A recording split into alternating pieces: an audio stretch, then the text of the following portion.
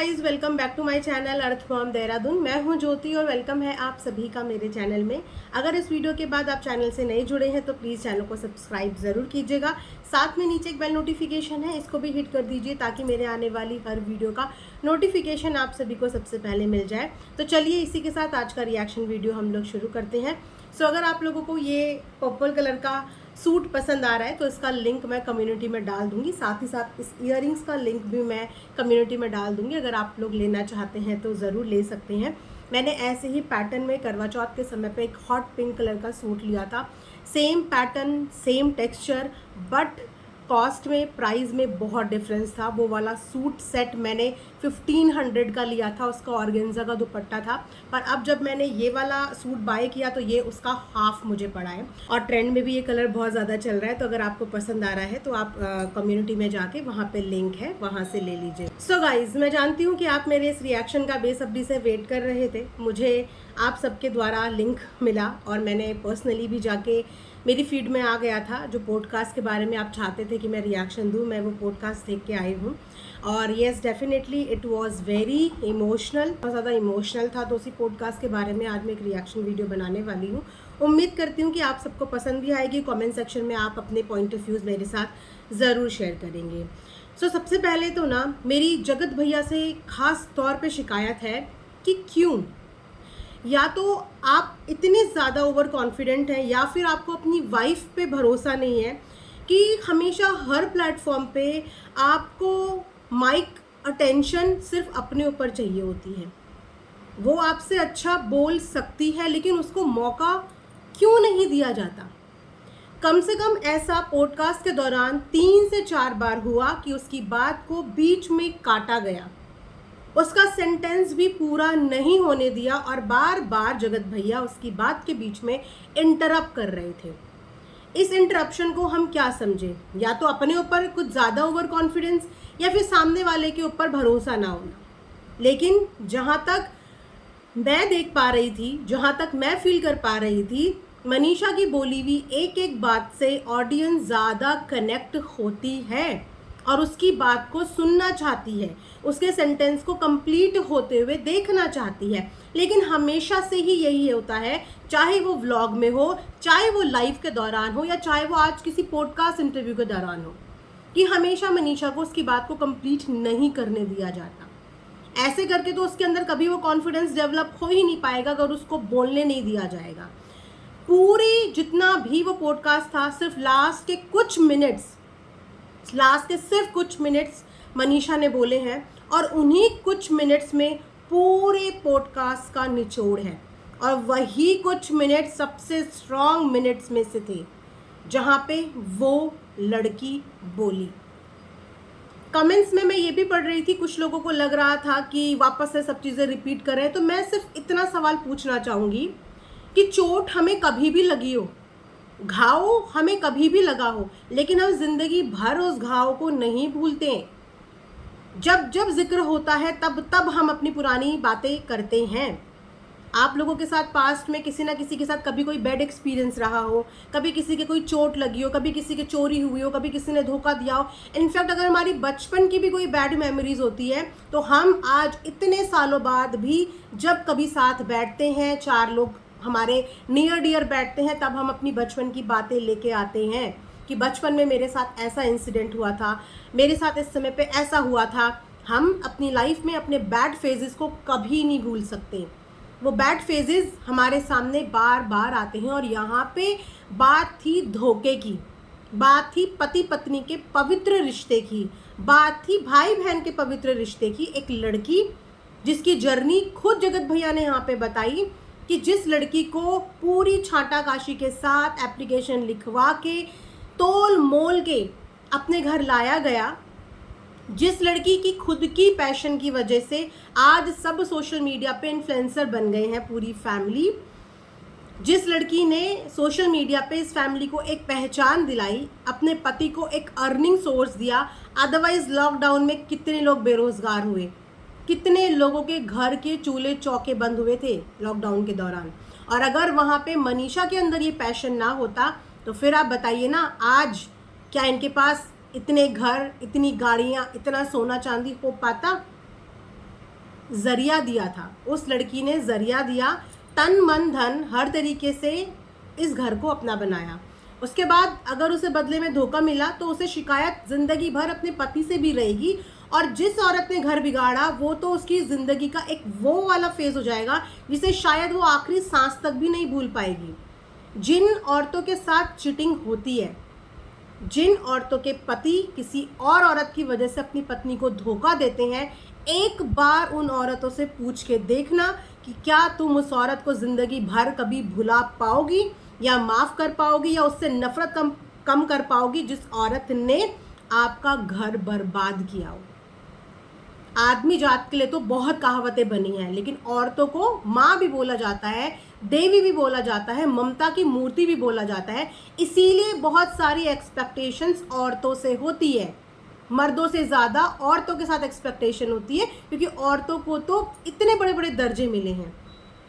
तो जब एक औरत दूसरी औरत का घर बर्बाद करती है, तब वो औरत एक बार क्यों नहीं सोचती कि मेरी वजह से इस औरत का, दूसरी औरत का जिसकी कोई गलती नहीं है, उसका परिवार बर्बाद हो रहा है। और अगर बदले में जिसके साथ धोखा हुआ है वो नफरत दे, तो उसको एक टाइम पीरियड दिया जाता है कि अब बस हो गया, अब इसे ख़त्म कर दो, अब बस हो गया, अब इसे ख़त्म कर दो। जो धोखा मनीषा को मिला है या मनीषा जैसी और औरतों को भी मिला है ना, उनसे पूछना कि ये धोखा कोई मूव ऑन, कोई साल, कोई दिन ख़त्म नहीं कर सकते। ये धोखा पल पल याद आता है, पल पल, हर मोड़, हर खुशी, हर गम में ये याद आता है। जब औरत के चरित्र पे एक दाग लगता है ना, तो एक आदमी को ज़िंदगी भर उसको ताने देने का मौका मिल जाता है, और उसको बार बार हमेशा सर नीचे करके, आंखें नीचे करके समाज में रहना पड़ता है। तो जब एक औरत के साथ ये सब चीज़ें बीती हैं, तो उससे ऐसे कैसे उम्मीद की जा रही है कि अब भूल जाओ, अब आगे बढ़ जाओ? नहीं। उस समय पे उसने जो सफ़र किया ना, वो सफरिंग तो उसने अपनी 50% भी कैमरे में नहीं दिखाई, 50% भी। उसके पेरेंट्स कब कब रोए, उनके आंसू कैमरे पे नहीं आए। उनके माता पिता की क्या हालत थी, उनके आंसू कैमरे पे नहीं आए। और आज मनीषा की ये रोती हुई शक्ल देख के, ये रोते हुए जेस्चर देख के समझ में तो आ गया कि उसके ऊपर अपने घर का प्रेशर भी था।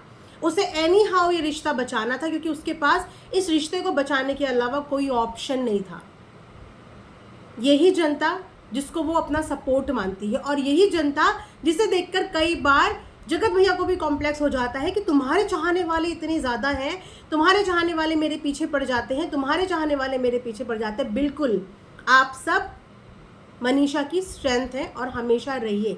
आप लोगों के मोटिवेशन की वजह से ही वो पति को खींच के ला पाई, वरना बहुत सारे लोग इसी फेवर में थे कि वो छोड़ दे। छोड़ना गाइस बहुत आसान हो जाता, क्योंकि यहाँ मनीषा छोड़ दी, वहाँ लोगों के रास्ते खुल जाते, और फिर ऐसे बार बार होता। आज ये मनीषा के साथ हुआ, कल ये किसी और के साथ होता, परसों ये किसी और के साथ होता। और बीवी को क्यों जाना है? बीवी तो 7 फेरे लेके आई है। बीवी क्यों जाए? बीवी घर छोड़ के क्यों जाए? अगर धोखा पति ने दिया है तो बीवी घर छोड़ के क्यों जाए? ये एक ऑप्शन क्यों औरत के आगे रख दिया जाता है कि ऐसे आदमी को छोड़ दो? फिर तो बहुत आसान हो जाएगा ना औरतों को अपनी ज़िंदगी से निकालने के लिए, बहुत आसान हो जाएगा। दोनों के रास्ते हर बार साफ हो जाएंगे। पति मनचाहे अफेयर करते रहेंगे, दूसरी औरतें दूसरों के पतियों से अफेयर करती रहेंगी, और लास्ट में बीवी को ही अपने पति को छोड़ के जाना पड़ेगा। इतना आसान नहीं होना चाहिए। पति पत्नी का रिश्ते को तोड़ना इतना आसान नहीं बनाना चाहिए कि कोई बाहरी इंसान आए और बहुत आसानी से आपके घर में घुस जाए और घुस के आपको ही उस घर से बाहर निकाल दे। तो मनीषा के लिए डेफिनेटली ये जर्नी आसान नहीं थी, बिल्कुल भी आसान नहीं थी। और सबसे बड़ी बात कि उसने और उसके परिवार वालों ने इमोशंस अपने दिखाए ही नहीं। आज रोते रोते पता चला कि उसके पापा टूट चुके थे, और मनीषा की कमज़ोरी है उसके पेरेंट्स, जो कभी वो दिखा नहीं पाती। बहुत सारे लोगों को कंप्लेन होती है कि मायके के लिए ज़्यादा करती नहीं, मायके के लिए ज़्यादा दिखाती नहीं। सोचिए ना, उसने तो अपना 100% अपने ससुराल और अपने ससुराल के रिश्ते को दे दिया। अगर वो 20-30% भी अपने मायके के लिए करती तो उसके ऊपर और कितने ब्लेम बाहर वाला नहीं, उसका खुद का पति लगा देता, है ना। आज भी जगत भैया की स्टेटमेंट्स में गौर करना, आज भी उनका बोलना ये है कि सामने वाली बंदी से लोग चिपकते थे क्योंकि वहाँ से सिंपैथी मिलती थी, आज भी जगत भैया ये नहीं बोल पा रहे कि अगर लोग उससे चिपकते थे और लोगों को उसके जरिए व्यूज मिलते थे तो इक्वली उससे कई ज्यादा व्यूज उस सामने वाली बंदी को मिलते थे। सबसे ज्यादा अटेंशन सामने वाली बंदी को मिलती थी। सबसे ज्यादा जिसका चैनल ग्रो हुआ वो सामने वाली बंदी थी, जो हमेशा सेंटर ऑफ अट्रैक्शन बनी रहती थी। आज भी जगत भैया ये नहीं बोल पा रहे कि बराबर इस्तेमाल अगर क्रिएटर ने उसका करा तो उसने भी बराबर का इस्तेमाल हर एक के इमोशन के साथ करा। आज भी वो बंदा अपने पॉडकास्ट में ये बोल नहीं पा रहा है। आज भी कहीं ना कहीं थोड़ा थोड़ा उसको डिफेंड करता हुआ नजर आ रहा है। क्यों? वाई? बड़ी हैरानी होती है मुझे कभी कभी जगत भैया का ये रूप देख के कि ये जो अपने आप को इतना कॉन्फिडेंट समझते हैं, जब ये मुंह खोलते हैं तो ये इतनी हज़ारों गलतियां करते हैं, इतनी हज़ारों गलतियां करते हैं कि उन्हीं गलती की वजह से हमेशा कहीं ना कहीं टारगेट मनीषा और ट्रॉल मनीषा हो जाती है, क्योंकि इनकी साइड की ट्रांसपेरेंसी नहीं मिल पाती। कभी ये नहीं, कभी वो नहीं, कभी हाँ ऐसा, कभी नहीं वो वैसा। एग्जैक्टली कभी भी इन्होंने अपने एक स्टेटमेंट पे अपने आप को कायम नहीं रखा। हमेशा इनके स्टेटमेंट बदलते हैं और हमें फ़र्क नहीं पड़ता कि आपके स्टेटमेंट बदलें चाहे कुछ भी हो। मैटर ये करता है कि आप अपनी वाइफ के साथ प्यार से रहिए, उसको बोलने का मौका दीजिए। उसके दिल में अभी भी बहुत सारा दर्द है जो शायद अभी भी बाहर नहीं निकला, अभी भी वो खुल के नहीं रोई, इसीलिए टुकड़ों में उसके इमोशंस आते हैं। कैमरे के आगे 15 मिनट में अपने आप को हंसते हुए दिखाना कोई बहुत बड़ा टास्क नहीं होता गाइज। दिन में 24 घंटे होते हैं और उन 24 घंटे में आपको 15 मिनट अगर कैमरे के सामने हंस के दिखाना है तो ये कहीं ना कहीं कभी कभी आपकी मजबूरी बन जाती है और कभी कभी आपको करना पड़ता है, क्योंकि आप ऑल टाइम अपने घर की प्रिवेसी भी नहीं दिखा सकते। बहुत सारी चीज़ें बैक कैमरा चलती हैं जो इंसान को कड़वे घूंट की तरह घूटना पड़ता है, जो वो दिखा नहीं सकता। क्यों? ताकि मेरी फैमिली डिस्टर्ब ना हो, ताकि मेरा परिवार डिस्टर्ब ना हो, ताकि जिस रिश्ते पे मैं काम कर रही हूँ मेरा वो रिश्ता डिस्टर्ब ना हो। लेकिन आज भी और ज़िंदगी भर मनीषा के साथ जो हुआ है वो मनीषा क्या, अगर किसी भी औरत के साथ हो तो वो कभी नहीं भूल पाएगी, कभी नहीं भूल पाएगी। उसके इमोशंस आएंगे, बार बार आएंगे, और जितनी बार आएंगे उतनी बार उसके दिल से बद्दुआ ही निकलेगी सामने वाले के लिए कि मेरी घर गृहस्थी खराब करी, क्योंकि उसने विश्वास अपने पति पे ही नहीं, पति की बहन, सो कॉल्ड बहन पे भी उतना ही विश्वास किया था।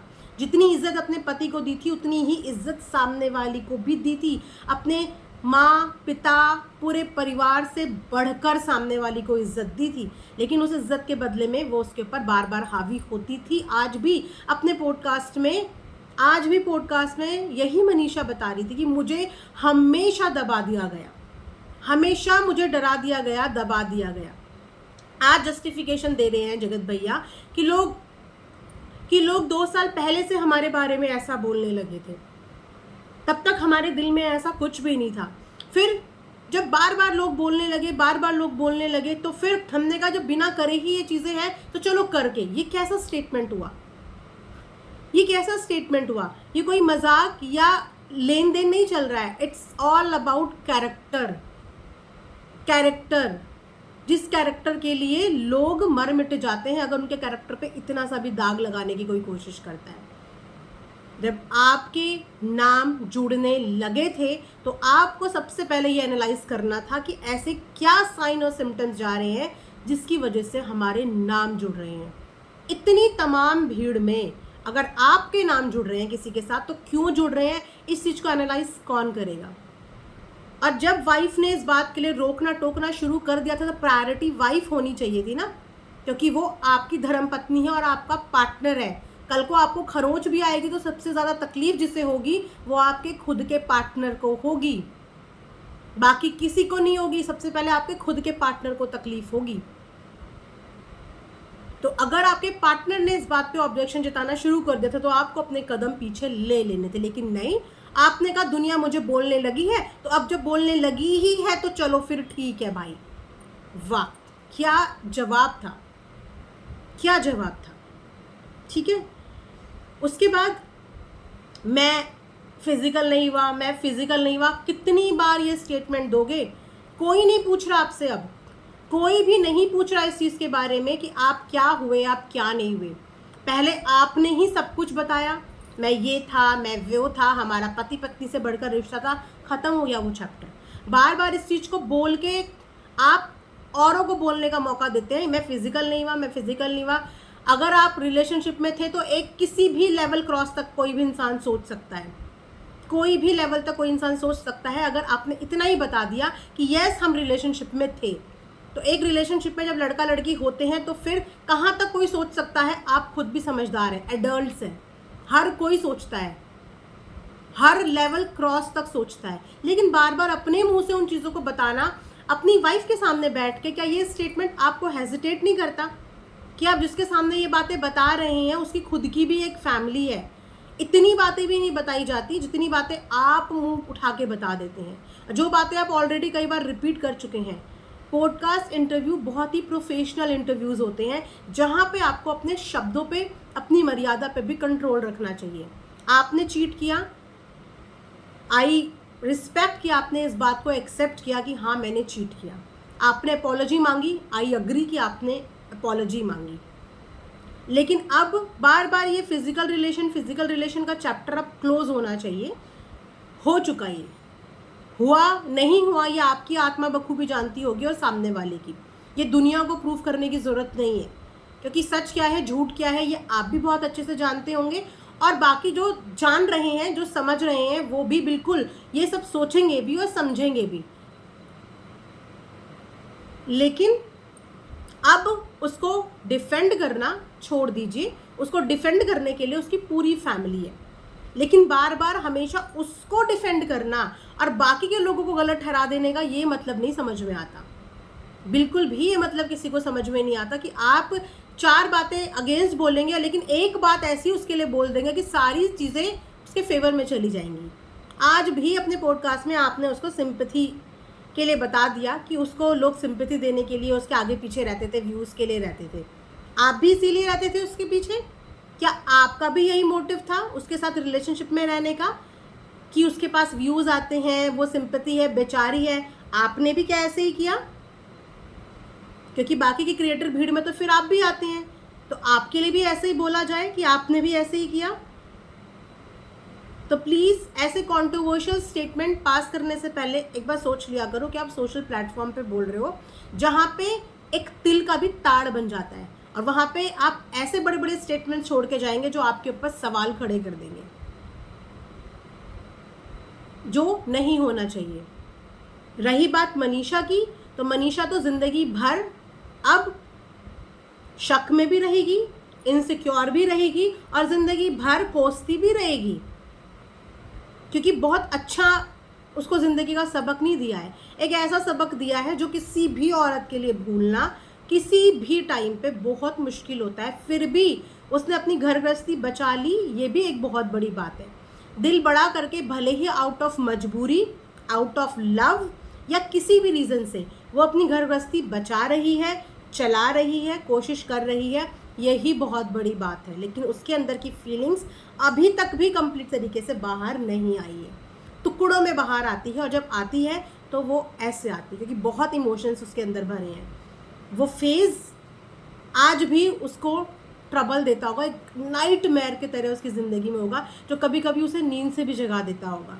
कभी कभी अगर उसको अपना पति भी पास नहीं दिखता होगा तो उसके माइंड में सिर्फ वही थॉट आता होगा कि कहीं कुछ कर तो नहीं रहे हैं, क्योंकि ये ट्रॉमा होता है, और ये ट्रॉमा इतनी जल्दी नहीं जाता, सालों साल लग जाते हैं इंसान की ज़िंदगी से ऐसे ट्रॉमा में जाने से। किसी ने बोला मुझे डिप्रेशन है, किसी ने बोला मुझे एंजाइटी है, किसी ने बोला मुझे ये है, कोई बोल रहा है मैं ये दवाई खा रही हूँ, कोई बोल रहा है मैं वो दवाई खा के जी रहा हूँ। सबके दवाइयों के पर्चे बड़े बड़े सोशल मीडिया पे आए। मनीषा का दवाई का पर्चा, मनीषा का बीपी, मनीषा की एंजाइटी, मनीषा के पैनिक अटैक्स, मनीषा के इमोशंस, डॉक्टर के पर्चे वो भी ला सकती थी। दवाइयों और मेडिकेशन की ज़रूरत तो उसको भी होगी, लेकिन उसने कभी इन चीज़ों का बवाल या मुद्दा नहीं बनाया, बिल्कुल बवाल मुद्दा नहीं बनाया कि मेरे को भी एंजाइटी हो गई, मेरे को भी पैनिक अटैक्स आ रहे हैं, मैं भी डिप्रेशन में हूँ, हाईली डिप्रेशन में हूँ, मुझे भी काउंसलिंग दो, मेरे को भी डॉक्टर चाहिए, मैं भी साइकेट्रिस्ट के पास जाऊँगी, मैं भी काउंसलिंग लूँगी। इक्वल था सबका, सबका ट्रॉलिंग, सबका ट्रबल इक्वल था। लेकिन उस लड़की ने इतनी कम उम्र में होने के बाद भी बर्दाश्त दिखाई है। लटकी पटकी चलती है ना, बड़ी कमज़ोर लगती है, लटकती रहती है, एक्टिव नहीं है, इतनी ढीली है, लेकिन फिर भी देखो ज़िंदगी की सबसे बड़ी लड़ाई इतनी ढीली ढाली लटकी पटकी चलने वाली लड़की ने लड़ ली, और आज भी लड़ रही है, आज भी लड़ रही है। आज भी डिप्रेशन की गोलियां खाकर नहीं लड़ रही है। आज कैसे लड़ रही है? अपनी हिम्मत से लड़ रही है, भगवान की शक्ति से लड़ रही है। लड़ रही है ना, तो भगवान कभी ना करे कि किसी भी हंसते बसते परिवार के बीच में कोई भी तीसरा इंसान आए। कभी भी भगवान ऐसा ना करे, क्योंकि रिश्ता दो लोग बनाते हैं, दो लोग मिलकर धोखा देते हैं। कोई अपनी पत्नी को, कोई अपने पति को धोखा देता है। तो अगर इन दो धोखेबाजों में से कोई एक धोखेबाज भी ये समझ जाए या ये सोच ले कि मैं कितना गलत कर रहा हूँ दूसरे की गृहस्थी के साथ, तो वो घर बच जाएंगे। अगर ये दो धोखेबाजों में से कोई भी एक धोखेबाज ये बात समझ जाए। लेकिन धोखेबाज लोग ना कभी बात समझते हैं, ना कभी इमोशन समझते, क्योंकि उनका फितरत ही धोखा देना होता है। उनका काम ही घर बर्बाद करना होता है, उनका काम ही दूसरों की खुशियों में आग लगाना होता है। आज भी हमारे इर्द गिर्द में ही बहुत सारी औरतों के साथ ये हो रहा है, जो खुल के आप लोगों के साथ शेयर भी नहीं कर पाती होंगी, अपनी तकलीफ बता भी नहीं पाती होंगी, और रोज़ घुट घुट के घर में जीती होंगी, किसी को कानों कान बता नहीं पाती होंगी। क्योंकि धोखा एक ऐसी चीज़ होती है, जब नहीं होता ना किसी के साथ, तो उसको सामने वाले का लगता है क्या है, भूलो आगे बढ़ो, क्या है, भूलो आगे बढ़ो। लेकिन कभी ऐसी औरतों की जगह पे रह के सोचना कि जब हमारी घर गृहस्थी पे बात आती है तो कैसा लगता है। जिंदगी उजड़ जाती है। तो जितने भी लोग ये कमेंट्स में लिख रहे हैं कि देखो आ गई नौटंकी करने, फिर से रोने लग गई, ईश्वर ना करे, भगवान ना करे कि ऐसे नौटंकी वाले आंसू किसी भी औरत की आंखों में कभी भी भगवान दे। ऐसे ड्रामे वाले, नौटंकी वाले आंसू कभी भी ईश्वर किसी भी औरत की ज़िंदगी में ऐसे आंसू दे जैसे मनीषा को दिए हैं। वो एक सिंपल परिवार की, साधारण परिवार की लड़की थी, जिसको अपने परिवार की इज्जत भी देखनी थी, अपने माता पिता का चेहरा भी देखना था, क्योंकि उसके माता पिता शायद लड़ने के लिए भी सक्षम नहीं थे और समाज को फेस करने के लिए भी सक्षम नहीं थे। और वहाँ पे वो उन्हीं का चेहरा देख के, अपने पिताजी का चेहरा देख के, बहुत सारी चीज़ों का घूंट पी के अपने रिश्ते को संभालने के लिए आगे बढ़ गई। एनीवेज, जो समझदार लोग हैं वो बिल्कुल समझेंगे, बहुत अच्छे से समझेंगे, और जो नहीं समझ पा रहे हैं वो भी समझेंगे।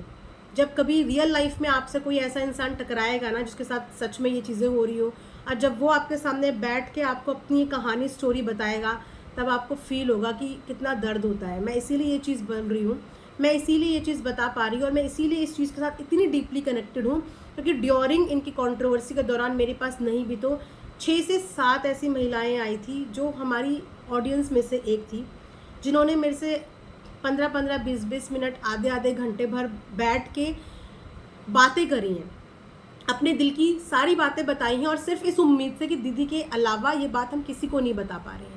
मेरे अलावा वो बातें उन्होंने अपनी परछाई से भी शेयर नहीं करी, लेकिन उस दौरान वो इतनी टूट गई थी कि उन्होंने मुझ पे विश्वास करके अपनी जर्नी मेरे साथ शेयर करी, और उनकी वो पूरी दिल से निकली हुई बातें आज भी मेरे सीने में है और ज़िंदगी भर रहेंगी।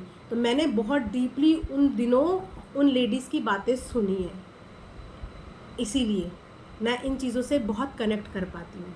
आई होप कि आप लोगों को ये वीडियो मेरा पसंद आया होगा। यहाँ पे ये रिएक्शन मैं एंड करती हूँ। मिलेंगे नेक्स्ट वीडियो में, तब तक अपना ध्यान रखिए। Thanks for watching earth mom Dehradun.